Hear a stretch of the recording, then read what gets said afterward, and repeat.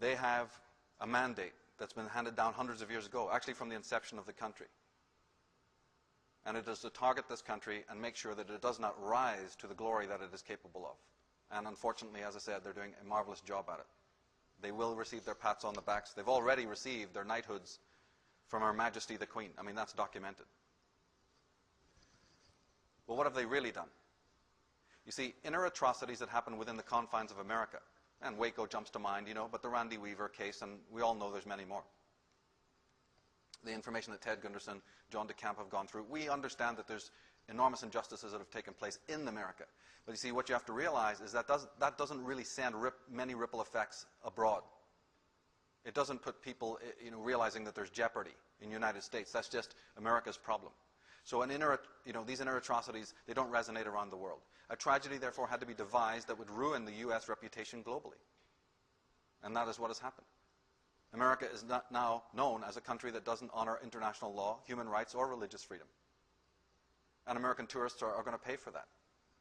It's the famous sabotage from within, as the Roman philosopher and statesman Cicero said.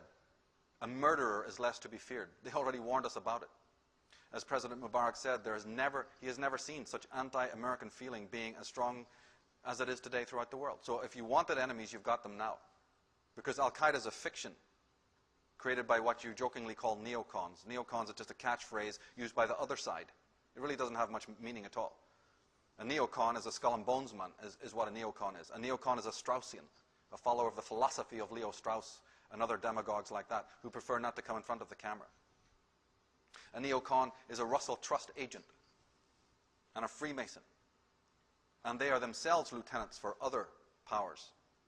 And their job was to create enemies of America. They are enemies already on domestic soil, and now their job was to create foreign enemies with the idea that this country is beset by enemies and is thought of wrongly and is considered wrongly.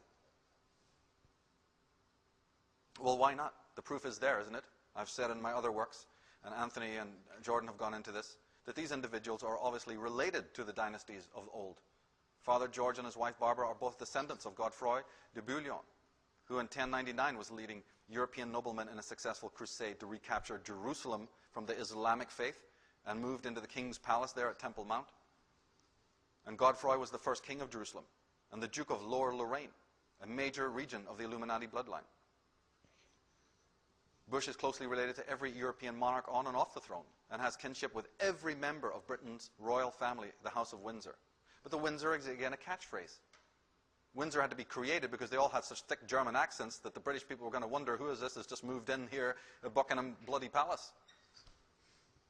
No, it's Saxe-Coburg-Gotha. Right? It's the Guelph dynasty. It's the Habsburgs and the Hanoverians that is behind the Windsors. And when the red phone rings, Bush jumps. He's related to her daughter, Queen Elizabeth. So, want to know who's behind Bush? There it is. And he is 13th cousin once removed from the heir of the throne, Prince Charles. These are oligarchs. These are aristocrats. And of course, because of the wars and the rise of rebellion, they can't operate openly anymore from the throne and hang people in the streets like they used to do in my country, where the nobleman, the lord, would literally stand on his balcony and watch the rebels be hung, drawn, and quartered. They know if they try that, they'll be overthrown. So they change tactics just a little bit and put people that are officially not known to be related to them in power. And they achieve what they want in that way. Now, Bush's family tree can be documented as far back as the 15th century. He's connected to Edward I of Longshanks, that all the Scots know as the Hammer of the Scots, who decimated and murdered up there. It's business as usual for these people. And the Bouillons were servants, though, of Pope Gregory VII, particularly Godefroy. He didn't just dream up this idea on his own. He was sent. He was an agent, as his descendants today are agents. He was sent by the Pope Gregory VII and Urban II. And his wife, that's the senior Bush, of course, him and his wife are both related to the same British monarchs. And Clinton and Dole and Gore, the rest is the same. I go into that in my other works.